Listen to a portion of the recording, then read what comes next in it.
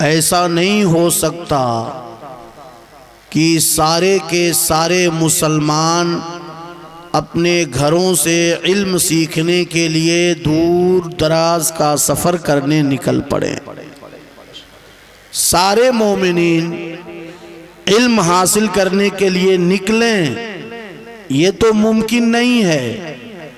فلولا نفر من کل فرقۃ منہم طائفہ، تو ایسا کیوں نہیں ہوتا کہ ہر گروہ سے ایک جماعت نکلے جو دین کا علم حاصل کرے، دین کی سمجھ حاصل کرے، اور پھر پلٹ کر اپنی بستیوں کو واپس آئے اور اپنی بستی والوں کو ڈر سنائے، رب کی باتیں بتائے، لعلہم یحذرون، اس امید پر کہ لوگ ڈریں اور رب تعالیٰ کے فرمان پر عمل کریں۔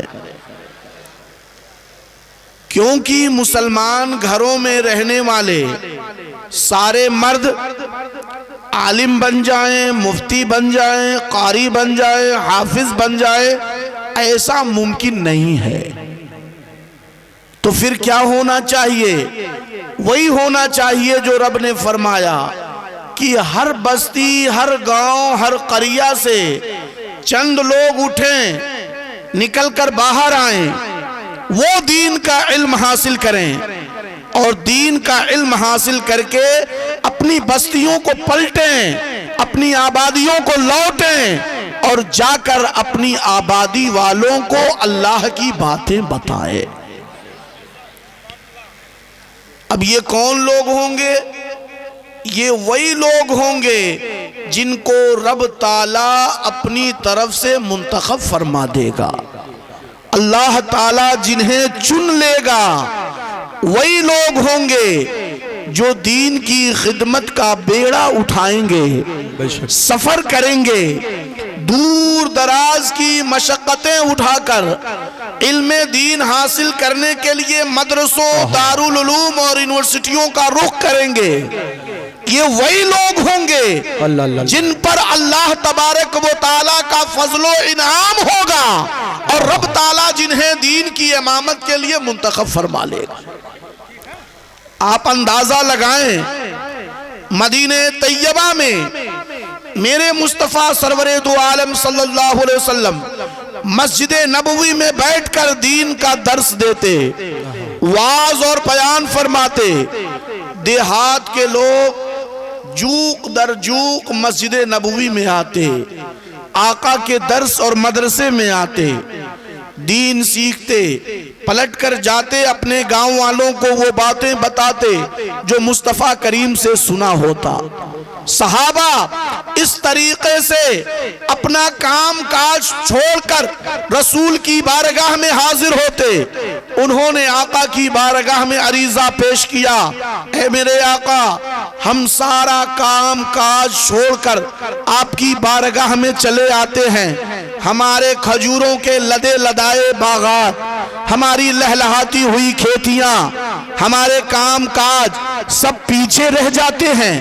ہم دین سیکھنے یہاں آتے ہیں، ہمارا حرجہ ہوتا ہے، کچھ نقصانات بظاہر ہو جاتے ہیں، کیا کیا جائے؟ رسول پاک نے فرمایا، تم آپس میں باری مقرر کر لو، 5 لوگ آج آئیں وہ کل نہ آئیں، جو کل آئیں وہ پرسوں نہ آئیں، جو پرسوں آئیں اس کے بعد نہ آئیں، اور جو میرے مدینے میں آئے، جو کچھ مجھ سے پڑھ کر جائے، اپنے بعد والوں کو وہ پورا کا پورا سکھا دے، وہ ساری باتیں بتا دے جو مسجد نبوی سے اللہ اور رسول کے علم دین کو حاصل کرے، وہ پیچھے جا کر لوگوں کو سکھائے اور بتائے۔ صحابہ سیکھتے، دین کا علم حاصل کرتے، قرآن اور شریعت کی تعلیم لیتے، اور پلٹ کر جب اپنی بستیوں کو جاتے تو وہ بے عین ہی وہی کلمات کہتے جو مصطفیٰ کریم کی زبان فیض ترجمان سے سنا ہوتا۔ ایک لفظ کا فرق نہیں ہوتا، کلمے میں کوئی ڈیفرنس نہ ہوتا، ساری کی ساری باتیں وہی بتاتے جو مصطفیٰ جان رحمت سے انہوں نے پڑھا ہو۔ بے شک سبحان اللہ سبحان اللہ۔ آپ کیا سمجھتے ہیں اتنی آسانی کے ساتھ، اتنی آسانی کے ساتھ دین نہیں پھیلا ہے؟ بڑی محنتیں اور مشقتیں اٹھائی ہیں ہمارے آباء و اجداد اور ہمارے اسلاف نے۔ مصطفیٰ کریم نے انہی دین سیکھنے والے صحابہ میں کسی کو ملک ایران بھیجا، کسی کو عراق بھیجا، کسی کو یمن بھیجا، کسی کو شام بھیجا، کوئی ہندوستان آیا، کوئی دنیا کے کسی خطے میں گیا، پورے اطراف و اکناف عالم میں مصطفیٰ کی درسگاہ کے پڑھے ہوئے وہ صحابہ پھیل گئے، اور جس علاقے میں گئے وہاں دین کا پرچم لہرا دیا، دین کی شمع جلا دی۔ تب نبی پاک نے فرمایا، اے لوگو، قیامت تک اس وقت تک قائم نہ ہوگی جب تک دین کا پیغام دنیا کی ہر جھوپڑی میں پہنچنا چاہے، ہر جھوپڑ پٹی میں مذہب اسلام کا میسج جب تک نہ پہنچ جائے تب تک یہ دنیا مکمل ہونے والی نہیں ہے۔ نعرہ تکبیر، نعرہ رسالت، تعلیم مصطفیٰ، تعلیم مصطفیٰ، عظمت مصطفیٰ، نعرہ تکبیر۔ آپ اندازہ لگائیں انہی شاگردوں میں اور در رسول سے علم کا فیضان لینے والوں میں ایک نام آتا ہے صحابی رسول حضرت ابو ہریرہ کا۔ بارہا آپ نے سنا ہوگا۔ یہ ابو ہریرہ کون ہیں؟ یہ وہ حدیث کے راوی ہیں، وہ صحابی رسول ہیں جن کو لاکھوں لاکھ حدیثیں زبانی یاد تھی۔ کبھی کبھی رسول کریم کی باتوں کو، آپ کے اقوال کو، حدیث کو سنتے کوئی لفظ کا ایر فیر ہو جاتا یا شبہ پیدا ہوتا، عرض کیا میرے آقا کبھی کبھی آپ کی حدیثیں بھولنے کا شبہ پیدا ہوتا ہے۔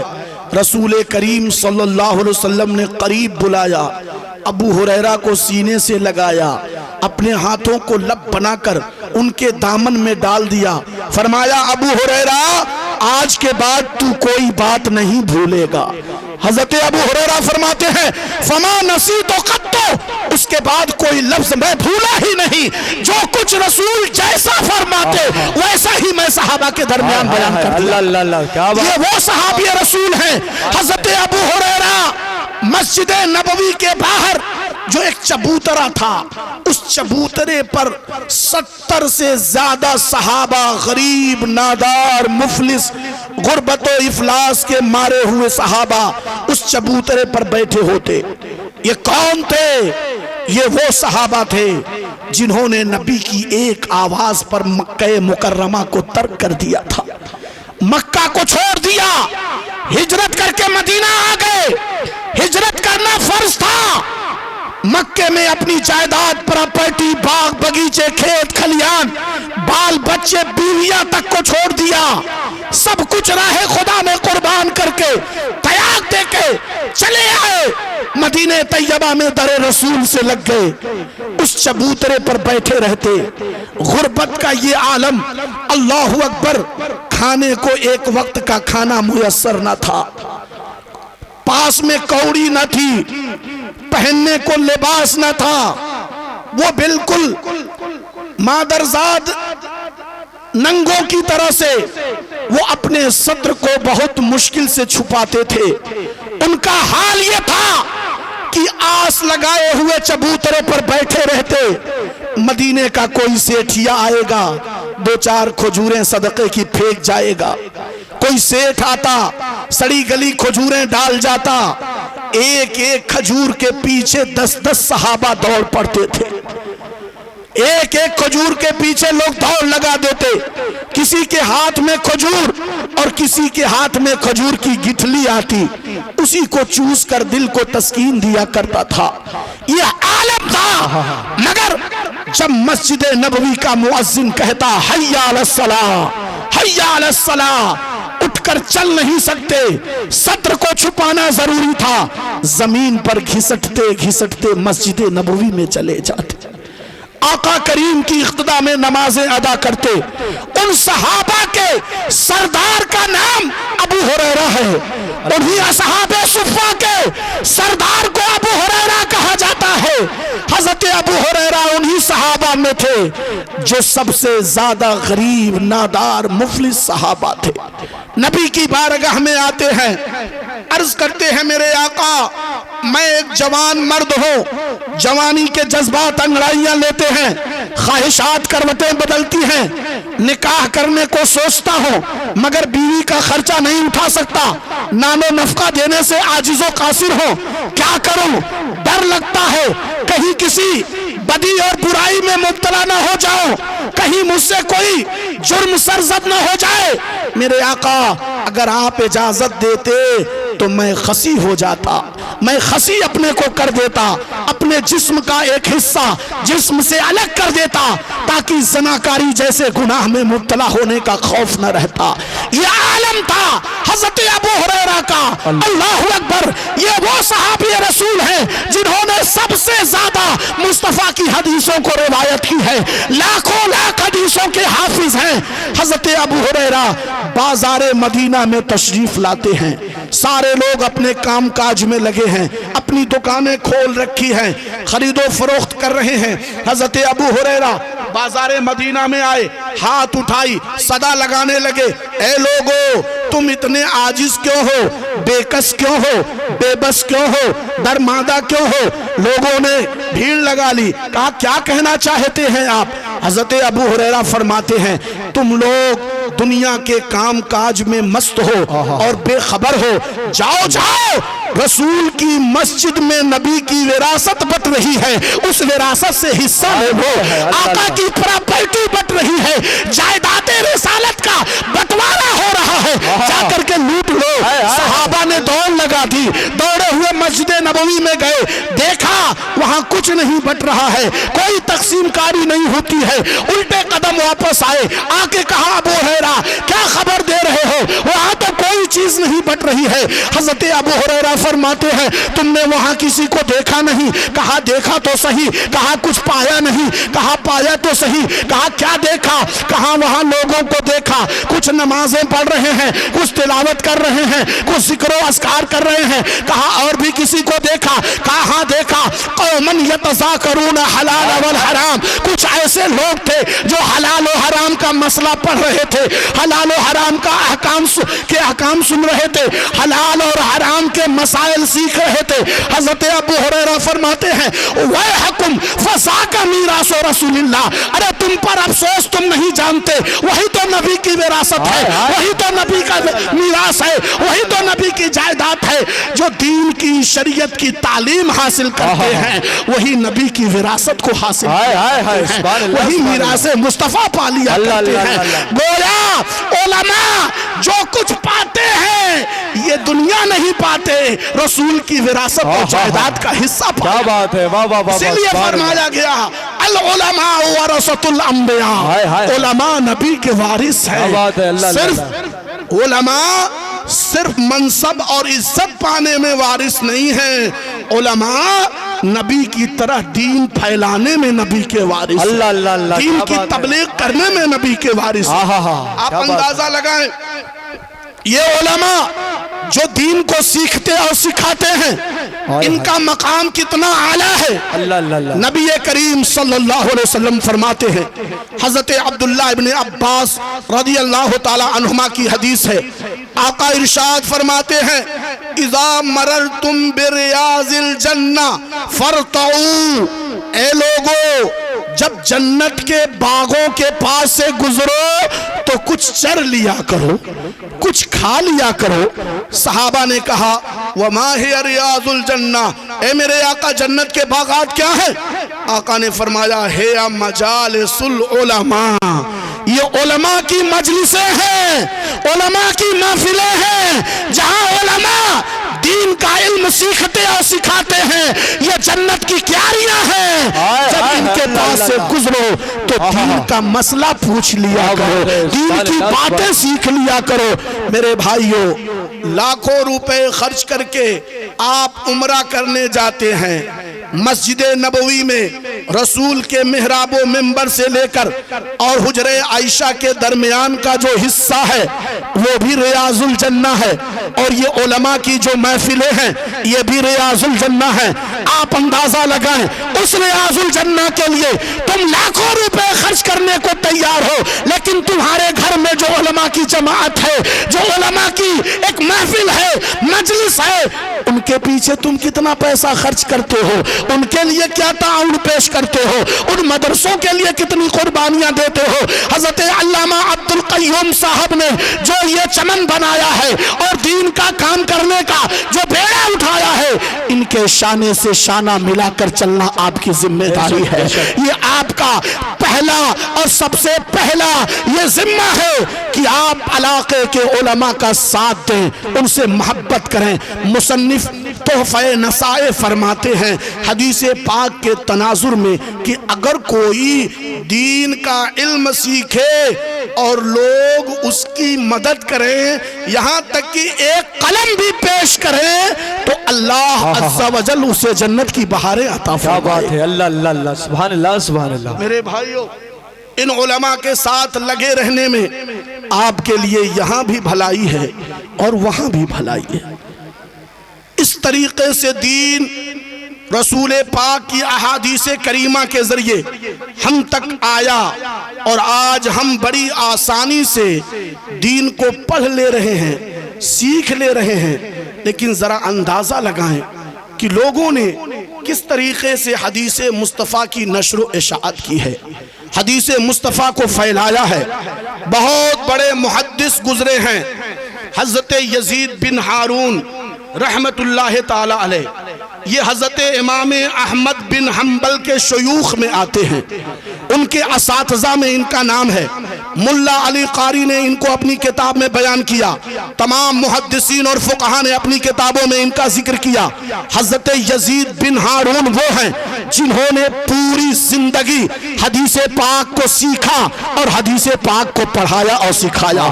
ہزاروں ہزار ان کے شاگرد ہیں جو پوری دنیا میں پھیل گئے اور حدیث مصطفیٰ کا نور بکھیرنے لگے۔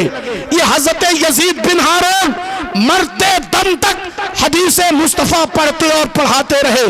جب ان کا انتقال ہو گیا، اس دنیا فانی سے چلے گئے، تو ایک صاحب حال بزرگ نے حضرت یزید بن ہارون کو دیکھا، کہنے لگے ما فعل اللہ بکا، اے یزید بن ہارون، اللہ نے آپ کے ساتھ کیا معاملہ اختیار کیا، کیا معاملہ آپ کے ساتھ پیش آیا؟ حضرت یزید بن ہارون فرماتے ہیں سنو، تم تو ہمیں قبر میں رکھ کر چلے گئے، ہماری تجہیز و تکفین کر کے فارغ ہو گئے، تمہارے جانے کے بعد ہماری قبر میں اللہ کے دو فرشتے آئے، نکیرین آئے، انہوں نے آ کر کے مجھ سے سوال کیا، کیا بولے؟ من ربکا، تیرا رب کون ہے؟ میں چپ رہا۔ انہوں نے کہا ما دینوں کا، تیرا دین کیا ہے؟ میں خاموش رہا۔ انہوں نے کہا ما کنت تقول فی شان ھذا الرجل، جناب کے بارے میں، حضور کے بارے میں تو کیا کہتا تھا؟ خاموش رہا۔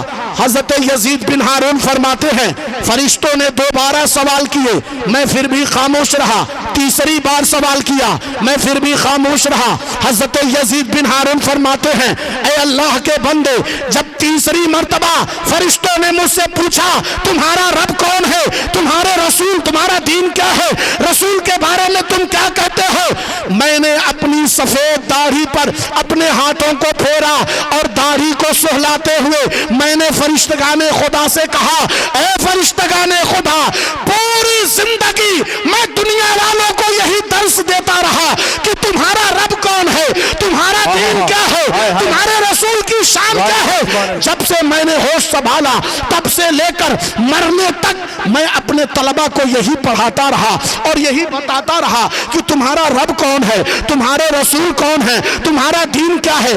آج مجھے سے یہ سوال کیا جا رہا ہے، من رب کا، تیرا رب کون ہے، ما دینوں کا، تیرا دین کیا ہے، ما کنت تقول فی شان ھذا الرجل، رسول کی شان اور ان کی عظمت کیا ہے۔ یہ تعجب کا مقام ہے۔ حضرت یزید بن ہارون فرماتے ہیں جیسے میں نے یہ بات کہی اللہ کے فرشتوں نے کہا صدقت یا عبداللہ، اے اللہ کے بندے تیری بات سچی ہے، تو سچا ہے۔ رب کا فرمان آیا، پروردگار عالم نے فرمایا اے فرشتوں جنت کی بہاریں اس کے لیے کھول دو، اس کی قبر کو تا حد نظر کشادہ کر دو اور جنت کی خوشبو اس کی قبر میں جاری فرما دو۔ حضرت یزید بن ہارون فرماتے ہیں حدیث مصطفیٰ پڑھنے کا فیضان یہ ہوا کہ رب تعالیٰ نے مجھے مغفرت عطا فرما دی اور میری قبر کو کشادگی عطا فرما دی۔ سبحان اللہ، نعرہ تکبیر، نعرہ رسالت، حضور مفتی صاحب قبلہ، نعرہ تکبیر، نعرہ رسالت۔ آپ اندازہ لگائیں نبی کا دین سیکھنے اور سکھانے والوں کا مقام کتنا اعلیٰ ہے۔ یہ علماء، یہ ائمہ جو اپنی بساط کی حد تک حتی الوسع آپ کے بچوں کو دین کی تعلیم دیتے ہیں، آپ انہیں گری نظروں سے اگر دیکھیں تو یہ آپ کی بہت بڑی بھول ہے، یہ بہت بڑی احسان فراموشی ہے۔ 3 بیٹے آپ کے ہیں، 3 بیٹوں میں سے ایک بیٹے کو آپ نے IAS IPS ڈگری ہولڈر بنا دیا، دوسرے کو آپ ڈاکٹر انجینئر پروفیسر بناتے ہو، اور سب سے جو نکما بدوا ہوتا ہے اسے لا کے علامہ عبدالقیوم کے ہاں کر جاتے ہو، حضرت حافظ شاکر صاحب کے حوالے کر دیتے ہو، مدرسہ سکری گنج اور دوسرے مدارس علوم اسلامیہ کے پاس کر دیتے ہو۔ اور جب حافظ صاحب، قاری صاحب، عالم صاحب تمہارے بچے کو سنوار دیتے ہیں، اس کو بے عیب کر دیتے ہیں، صاف ستھرا کر دیتے ہیں، منور و مجلہ کر دیتے ہیں، اس کی نوک پلک کو درست کر دیتے ہیں، اور وہی بدوا جو سب سے زیادہ ویک اور کمزور تھا، گھر میں سب سے زیادہ شریک تھا، وہ لوٹ کر جب تمہارے گھروں میں جاتا ہے عید اور بقرعید کے دن وہ مصلی پر جا کر امامت کرتا ہے، تو تمہارا وہی IAS بیٹا اس کے پیچھے کھڑے ہو کر ہاتھ باندھ کر اللہ کی بندگی کرتا نظر آتا ہے۔ ڈاکٹر انجینئر پروفیسر دنیا کے بڑے بڑے ڈگری ہولڈر اسی حافظ کے پیچھے رب کا ہاتھ باندھ کر کے رب کی مناجات کرتے ہیں، رب کی بندگی کرتے ہیں۔ تمہیں سمجھنا چاہیے کہ قرآن سیکھنے اور سکھانے والوں کا مقام رب نے اتنا بلند کیسے فرما دیا، اتنا عظیم کیسے فرما دیا۔ اے لوگو دین سے جڑو، قرآن اور شریعت کو سیکھو، حدیث مصطفیٰ پڑھنے پڑھانے والوں سے محبت کرو۔ انہی حدیث پڑھنے اور پڑھانے والوں میں ایک نام آتا ہے حضرت امام ابو داؤد کا۔ حضرت امام ابو داؤد کون ہے؟ جو بڑی بڑی 6 مشہور حدیث کی کتابیں ہیں، ان 6 کتابوں میں پہلا نام بخاری شریف کا ہے، دوسرا نام مسلم شریف کا ہے، اور تیسرا نام سنن ابی داؤد ہے۔ حضرت امام ابو داؤد کی جمع کردہ کتاب کا نام سنن ابی داؤد ہے۔ حضرت امام داؤد علم حدیث کے بڑے اعلیٰ اور بہت بڑے محدث ہیں، جلیل القدر محدث ہیں۔ ان کے بارے میں فقہا اور محدثین نے فرمایا اُلِّیَنَ الْحَدِيثُ لِدَاؤُد كَمَا اُلِّیَنَ الْحَدِيدُ لِدَاؤُد علیہ السلام۔ جس طرح پیغمبر داؤد علیہ السلام کے لیے لوہے کو نرم کر دیا گیا تھا، ایسے ہی حضرت امام ابو داؤد کے لیے حدیث کو آسان بنا دیا گیا۔ حضرت امام داؤد علیہ السلام کا مقام اتنا اعلیٰ کہ فرمایا جا رہا ہے حضرت داؤد پیغمبر کو اللہ نے یہ معجزہ عطا فرمایا تھا کہ جب لوہے کو اپنے ہاتھوں میں لے کر کے اسے دباتے تو وہ گندھے ہوئے آٹے کی طرح سے بالکل پگھل جایا کرتا تھا، نرم ہو جایا کرتا تھا۔ فرمایا محدثین نے جس طرح امام حضرت داؤد علیہ السلام کے لیے لوہا نرم کر دیا گیا، ایسے ہی امام ابو داؤد کے لیے حدیث کی وادیوں کو سہل کر دیا گیا، حدیث کے میدان کو آسان بنا دیا گیا۔ وہ امام ابو داؤد ہیں، ان کے دروازے پر وقت کا بہت بڑا عارف باللہ، صوفی باصفا، بزرگ جید عالم حضرت سہل بن عبداللہ ہیں۔ دروازے پر آ گئے، دروازہ کھٹکھٹایا، کنڈی کھٹکھٹائی، کہا اے امام ابو داؤد تمہارے دروازے پہ سہل بن عبداللہ آیا ہے۔ دوڑتے ہوئے دروازے پہ آئے، کہا حضور کیسے آ گئے؟ حکم فرمایا ہوتا میں حاضر ہو جاتا۔ کہا لی الیک حاجہ، مجھے تم سے کچھ ضرورت ہے، اسی ضرورت کے لیے آیا ہوں۔ کہا حضور بتائیے کیا ضرورت ہے؟ اندر آ جائیے، گھر کے اندر داخل ہو جائیے۔ فرمایا لا ادخل حتی تقول لی قضیتها حتی الامکان، میں اس وقت تک تمہارے گھر میں داخل نہیں ہوں گا جب تک تو وعدہ نہ کرے کہ میری ضرورت کو تو پوری کر دے گا، میری خواہش کو مکمل کر دے گا۔ حضرت امام ابو داؤد حیران ہے، عرض کرتے حضور کیا حاجت ہے، بتائیں تو صحیح کیا عرضو ہے؟ حضرت سہل بن عبداللہ فرماتے ہیں اے امام ابو داؤد میں خوب اچھی طرح جانتا ہوں کہ صبح سے لے کر شام تک تو حدیث مصطفیٰ کا درس دیتا ہے، حدیث مصطفیٰ پڑھتا اور پڑھاتا ہے۔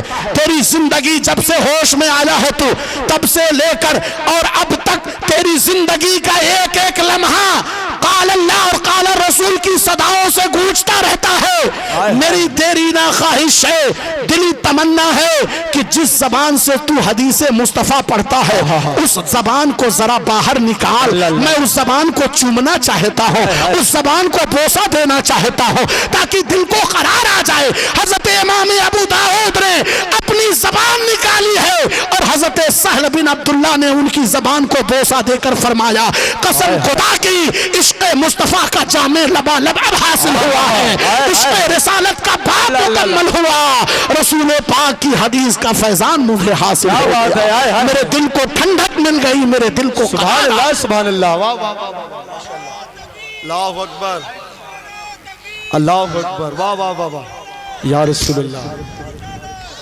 کیا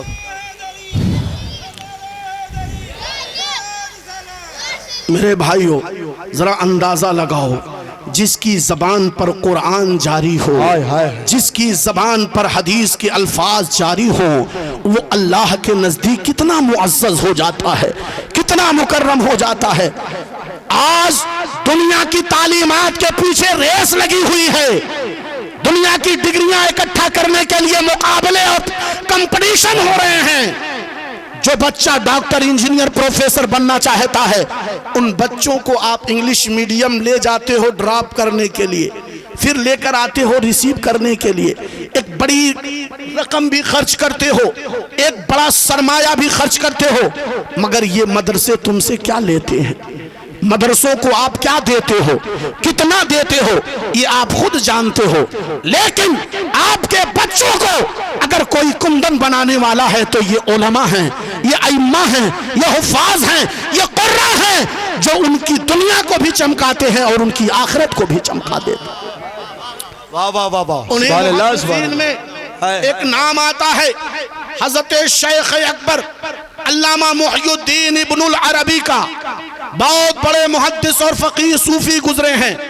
علامہ شیخ اکبر محی الدین ابن العربی فرماتے ہیں میں نے ایک حدیث دیکھی، اس میں رسول پاک کا فرمان تھا من قال لا الہ الا اللہ 70 الفا غفر اللہ لہ ولمن قیل لہ، جس نے 70,000 دفعہ کلمہ طیب پڑھ لیا اللہ اس کی بھی بخشش فرما دے گا اور جس کے لیے پڑھے گا اس کی بھی بخشش فرما دے گا۔ سبحان اللہ سبحان اللہ۔ حضرت شیخ اکبر محی الدین ابن العربی فرماتے ہیں میں نے اس حدیث کی سند پر جب غور کیا، اس کے راویوں کے سلسلے کو جب دیکھا تو سند کمزور نظر آئی، راویوں کا سلسلہ ضعیف نظر آیا۔ پھر میں نے سوچا بات اچھی ہے، کلمہ طیب پڑھنا ہے، نیک کام ہے، اس قول کی نسبت رسول کریم کی جانب ہے، پڑھ لینے میں بھلائی ہے، حضرت علامہ شیخ اکبر محی الدین ابن العربی فرماتے ہیں میں نے 70,000 دفعہ کلمہ طیب کا ورد کیا اور اس کا ثواب اپنے پاس محفوظ کر لیا۔ فرماتے ہیں کچھ ہی دنوں کے بعد میرے ایک مرید کے ہاں دعوت پر جانا ہوا۔ جب میں دعوت پر پہنچا تو وہاں ایک جوان پہلے سے بیٹھا تھا۔ اس جوان کے بارے میں پورے علاقے میں یہ مشہور تھا کہ یہ جوان صاحب حال ہے، صاحب کشف و کرامت ہے۔ وہ جوان اللہ کے نزدیک بڑا محبوب ہے، وہ علماء سے محبت کرتا ہے، علماء کی جوتیاں سیدھی کرتا ہے، اس کے صدقے اللہ نے اسے یہ مقام عطا فرما دیا ہے کہ چھپی اور ڈھکی ہوئی باتیں رب اس کے دل پہ القا فرما دیتا ہے، اس کے دل پہ ظاہر فرما دیتا ہے۔ حضرت شیخ اکبر فرماتے ہیں میں بھی دسترخوان پہ بیٹھ گیا، جیسے ہی دسترخوان پہ کھانا چنا گیا، کھانے کی تیاری ہوئی، صاحب خانہ نے کہا کہ آغاز کیا جائے، بسم اللہ کیا جائے۔ میں نے پہلا لقمہ اٹھانا چاہا، اتنے میں وہ نوجوان رونے لگا، چیخ چیخ کر رونے لگا، دہاڑے مار مار کر رونے لگا۔ حضرت شیخ اکبر فرماتے ہیں میں نے کہا معیوب کی کا کس وجہ سے رو رہا ہے، کس چیز نے تجھے رولا دیا؟ وہ روئے جا رہا ہے، روئے جا رہا ہے، روئے جا رہا ہے۔ حضرت شیخ اکبر فرماتے ہیں اے نوجوان بتا بات کیا ہے، رو کیوں رہا ہے؟ اس جوان نے کہا حضور ابھی ابھی اللہ عز و جل نے میرے دل پر یہ بات ظاہر فرما دی ہے کہ میری ماں عذاب قبر میں مبتلا ہے، اس پر فرشتے عذاب دے رہے ہیں، آپ ہی بتائیں جس کی ماں عذاب قبر میں مبتلا ہو وہ روئے نہ تو بھلا کیا کرے؟ میں اسی لیے رو رہا ہوں۔ اتنا سننا تھا۔ حضرت شیخ اکبر محی الدین ابن العربی فرماتے ہیں میں نے فوراً بیٹھے بیٹھائے اپنے دل ہی دل میں جو کچھ 70 مرتبہ کلمہ طیب کا ثواب محفوظ رکھا تھا وہ ثواب اس کی ماں کو ایصال کر دیا، اس کی ماں کی روح کو پہنچا دیا۔ بس ایک ہی لمحے کے بعد وہ جوان مسکرانے لگا، ہنسنے لگا، اس کا چہرہ کھلکھلا اٹھا۔ میں نے کہا تیرا تو عجیب حال ہے، ابھی رو رہا تھا ابھی ہنسنے لگا، کیا معاملہ ہے؟ اس نے کہا میرے رب نے میرے دل پر یہ القا فرمایا ہے کہ کسی صالح شخص نے اپنے محفوظ ثواب کو میری ماں کے نام ایصال کر دیا ہے جس کی وجہ سے میری ماں عذاب قبر سے نجات پا چکی ہے۔ نعرہ رسالت، نعرہ رسالت، حضور معین ملت، حضور معین ملت، فیضان حضور شاہ جی میاں، نعرہ تکبیر، نعرہ رسالت۔ حضرات دیکھیں ممبر رسول پر شیخ کامل حضور معین ملت حضرت علامہ الحاج معین الدین میاں صاحب قبلہ مدد اللہ نورانی کی آمد ہے۔ انشاءاللہ تعالی آپ حضور کے چہرے کی زیارت کریں، کچھ دیر بعد حضرت سے گفتگو بھی آپ سماعت کریں گے۔ آپ جو دور بیٹھے ہیں اب قریب آ جائیں، آپ قریب آئیں اور علماء ذوی الاحترام کے نورانی چہرے کی زیارت کریں اور ثواب دارین سے مالا مال ہوں۔ حضرت شیخ اکبر محی الدین ابن العربی فرماتے ہیں کہ اس جوان کی ماں نجات پا گئی، عذاب قبر سے چھٹکارا ہو گیا اور اللہ کے فرشتوں نے اس کا عذاب بند کر دیا۔ فرماتے ہیں وہ حدیث جس کی سند میں مجھے شبہ تھا اس حدیث کو مضبوطی مل گئی۔ فرماتے ہیں فَعَلِمْتُ صِحَةَ الْحَدِيثِ بِكَشْفِهِ وَصِحَةَ كَشْفِهِ بِصِحَةِ الْحَدِيثِ، میں نے حدیث کے ذریعے جانا، اس کے کشف کے ذریعے جانا کہ یہ حدیث صحیح ہے، اور حدیث مصطفیٰ سے جان لیا کہ یہ جوان واقعی صاحب کشف و کرامت ہے۔ حدیث مصطفیٰ اس بات کی دلیل ہو گئی کہ اس کو صاحب حال قرار دیا گیا ہے، اور اس کا حال صاحب حال ہونا، صاحب کشف و کرامت ہونا اس بات پر بین برہان اور دلیل بن گیا کہ یہ رسول کی حدیث ہے، یہ قول مصطفیٰ ہے۔ کیا بات ہے میرے بھائیو، اللہ آپ اندازہ لگاؤ کہ رسول پاک سرور دو عالم صلی اللہ علیہ وسلم کی حدیثیں پڑھنے اور پڑھانے والوں کا مقام کتنا اعلیٰ ہے۔ اس لیے خدا را آپ اپنے بچوں کو حافظ بنائیے، عالم بنائیے، مفتی بنائیے۔ ہاں ٹھیک ہے، زمانے کی دوڑ میں آپ کو آگے آنا ہے، دنیاوی تعلیمات ہر قدم پر ضروری ہیں، انہیں دیجئے، مگر سب سے پہلے اپنے بچوں کو کامل مسلمان بنائیے، بے شک مومن بنائیے۔ ایمان کا چھلکتا ہوا جام ان مدرسوں اور علماء کے ذریعے انہیں پلائیے، تاکہ وہ جہاں کہیں بھی جائیں دنیا دیکھے تو یہی کہے کہ رسول پاک کا دیوانہ ہے، آقا کا شیدائی ہے، رسول کا امتی ہے۔ اس کے ہر عمل سے دین اسلام کی خوشبو نکل رہی ہو، دین ایمان کی جھلک پیدا ہو رہی ہو۔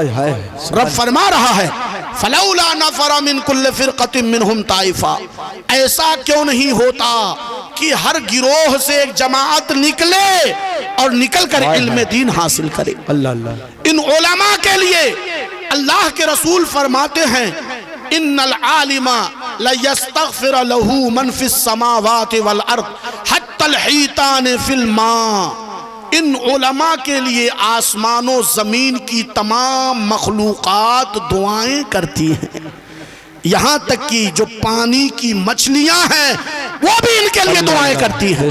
ہر مخلوق ان علماء کے لیے دعائیں کیوں کرتی ہے؟ دوسری حدیث کے ذریعے سنیں، آقا فرماتے ہیں جب تک علم اس دنیا میں باقی رہے گا اللہ تعالیٰ ان پر قیامت کو قائم نہ فرمائے گا۔ ہر مخلوق اس بات کو جانتی ہے کہ یہ علماء جب باقی رہیں گے تو قیامت قائم نہیں ہوگی، اس لیے ان علماء کے لیے دعائیں خیر کرتے رہو۔ جب تک ان کے لیے دعائیں خیر کرتے رہو گے رب ان کو باقی رکھے گا، اور ان کو باقی رکھے گا تو ہم قیامت کی ہولناکیوں سے محفوظ رہیں گے، قیامت کی وحشتناکیوں سے بچ جائیں گے۔ اگر چاہتے ہو کہ قیامت کی ہولناکی کا سامنا نہ ہو تو ان علماء سے محبت کرو، ان کے لیے دعائیں کرو، اللہ انہیں شاد و آباد رکھے گا تو تمہارے لیے قیامت کو مؤخر فرما دے۔ رسول پاک کی حدیث ہے، آقا فرماتے ہیں نزہ اللہ من سمع مقالتی ووعاها وحافظها وبلغها، اللہ تعالیٰ ان لوگوں کو شاد و آباد رکھے جنہوں نے میری حدیثوں کو سنا، انہیں یاد کر لیا، یاد کر کے محفوظ کر لیا اور محفوظ کر کے دوسروں تک پہنچا دیا۔ اللہ تعالیٰ انہیں شاد و آباد رکھے۔ یہ اہل علم دنیا میں چمک رہے ہیں، دمک رہے ہیں، یہ کوئی مادی طاقت نہیں ہے، یہ دنیاوی دولت نہیں ہے، یہ حدیث مصطفیٰ قرآن کریم کو پڑھنے اور پڑھانے کی برکت ہے کہ ان کے چہروں پر رعنائیاں ہیں، رونقیں ہیں، ان کی بزم میں اللہ عز و جل نے جاہ و جلال رکھا ہے اور دنیا میں انہیں شوکت اور عزت عطا فرمائی۔ سبحان اللہ سبحان اللہ۔ بہت جب آپ ایسے علماء پیدا کرو گے، اور اس لیے نہیں، اس نیت سے کبھی اپنے بیٹے کو حافظ نہ بنانا، عالم نہ بنانا کہ دنیا والے مجھے حافظ کا باپ کہیں، عالم کا باپ کہیں، یہ تو دنیاوی ریاکاری اور دکھاوے کی بات ہوگی۔ اس نیت سے کہ میرا بیٹا اپنی زندگی میں دین کا کچھ کام کر جائے، رسول کریم کے دین کو پھیلانے میں کچھ دو چار قدم چل جائے، کیونکہ وہی جو دین کے لیے چلتا ہے وہی اللہ کی نظر میں مقبول اور محبوب ہو جایا کرے۔ یہ ائمہ کرام، یہ علماء کرام، یہ پیر طریقت کون ہیں؟ یہ وہی ہیں جو آپ کو اندھیروں سے نکال کر روشنی کی طرف لے جاتے ہیں، جو آپ کو تاریکیوں سے نکال کر نور کی طرف لے جاتے ہیں، جو آپ کو گمراہی سے نکال کر دین اسلام کے راہ مستقیم پر لاتے ہیں۔ جس خاندان میں ایک حافظ، ایک قاری، ایک مفتی، ایک عالم پیدا ہوتا ہے، قسم خدا کی وہ خاندان الحاد، زندقہ، کفر، بد مذہبیت اور صلح کلیت سے محفوظ ہو جائے۔ سبحان اللہ۔ اس نیت سے کرو کہ ہماری آنے والی نسلیں برائیوں اور بد مذہبیت سے پاک ہو جائیں گی، گمراہیت سے صاف ستھری ہو جائیں گی، یہ رب کا فرمان ہے۔ اور وہی علماء جب دین سیکھ کر آئیں گے تو پیچھے اپنی قوم کو وہی دین کی باتیں بتائیں گے۔ وَلِيُنذِرُوا قَوْمَهُمْ إِذَا رَجَعُوا إِلَيْهِمْ، جب لوٹ کر اپنے گھروں کو آئیں گے تو اپنی قوم کو ڈر سنائیں گے، انہیں آخرت کی باتیں بتائیں گے۔ تو رب کا فرمان ہے فَلَوْلَا نَفَرَ من کل فرقۃ منہم طائفہ، ایسا کیوں نہیں ہوتا کہ ہر جماعت سے گروہ نکلے، ہر بستی سے چند لوگ نکلیں اور وہ دین کا کام کریں۔ رب کی بارگاہ میں دعا ہے مولا تعالی ہم سب کو اپنے علماء کی قدر کرنے کی توفیق عطا فرمائے، اپنے ائمہ، پیشوا، رہنما اور رہبروں سے محبت کی توفیق عطا فرمائے، اور ہماری آنے والی نسلوں کو علم دین مصطفیٰ سے منور و مجلہ فرمائے۔ وما علینا الا البلاغ۔ السلام علیکم ورحمۃ اللہ وبرکاتہ۔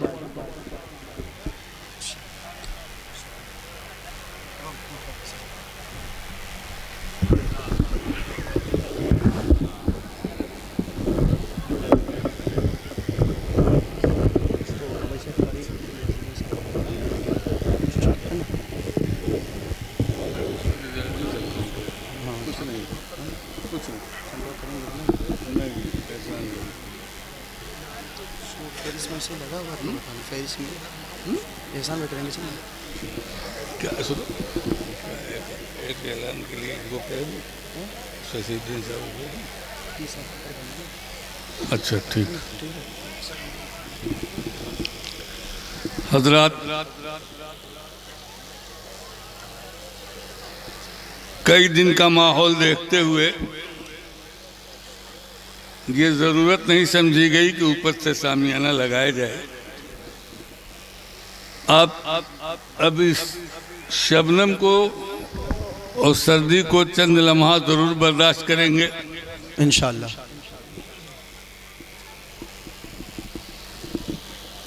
دنیا سنیت کا عظیم شاعر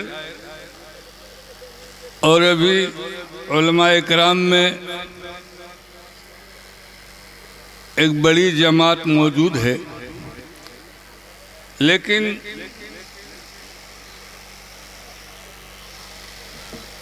مکمل طور پر سب کا بیان تو نہیں ہو سکتا۔ میں صرف اس لیے کھڑا ہوں کہ یہ مدرسہ آج لاک ڈاؤن کے 1 سال پہلے سے اب تک نہ جلسہ ہوا نہ کوئی تعمیری کام ہوا۔ میرا ایک تعمیری منصوبہ ہے جو آپ دیکھتے ہوں گے۔ ابھی درسگاہوں کی بڑی ضرورت ہے، ان ضرورتوں کو پوری کرنے کے لیے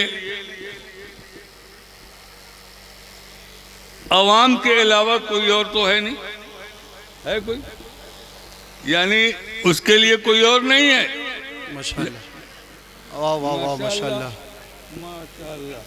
ابھی چندہ ہم نہیں لیں گے، پھر دوبارہ آنا پڑے گا۔ مجھے یقین ہے کہ احسان شاکر صاحب آپ کے حوالے سب کچھ ہے، ہاں، لیکن یہ آ گیا ہے، اعلان وہی کریں گے ماشاءاللہ۔ ہاں، تو یہ تعمیری کام ہونا ہے، اور پیر طریقت کے ہاتھ سے سنگ بنیاد ہوئی تھی، اور انشاءاللہ تعالی چند ہی دنوں بعد پچھم جانب کم سے کم 40 فٹ لمبی اور 30 فٹ چوڑی ایک مسجد کی سنگ بنیاد ہوگی، اللہ اللہ، جس کے لیے اس کے درمیان دینیات کے وہ شعبے جیسے شعبہ حفظ، عربی، دیگر چیزیں بچے باوضو ہو کر اس میں پڑھ سکیں، اور یہ جو عمارت بر وقت موجود ہے یہ تحتانیہ فوقانیہ کے لیے بھی ناکافی ہے، یہ ناکافی ہے۔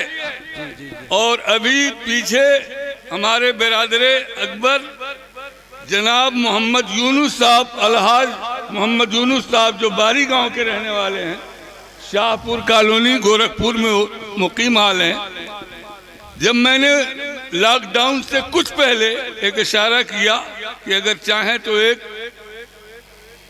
چھوٹا سا کمرہ بنوا دے جس کو مطبخ کہا جاتا ہے، تو انہوں نے کہا کیا ضرورت پڑ سکتی، کتنا پیسہ لگے گا؟ میری زبان سے نکل گیا 1 لاکھ، 3 دن کے بعد لا کر کے 1 لاکھ دے دیئے۔ سبحان اللہ، سبحان اللہ، ماشاءاللہ۔ اس کے بعد سے پھر کوئی تعمیر نہیں ہوئی، اور تعمیری کام عالیہ کی مانتا اس مسجد کی تعمیر، جتنی بھی دنیا میں مسجدیں ہیں اگر کسی نے بنوایا ہے تو وہ مومن ہے، کوئی اور نہیں۔ لہذا سبحان اللہ سبحان اللہ، نہیں کرنی ہے، ہائے ہائے، بس میں نے اتنی بات اپیل کی آپ حضرات کے سامنے، اور اپنے مہمانوں کی بارگاہ میں میں نے عریضہ پیش کیا۔ اب آپ جانیں اور حضرت پیر طریقت جانیں۔ ہاں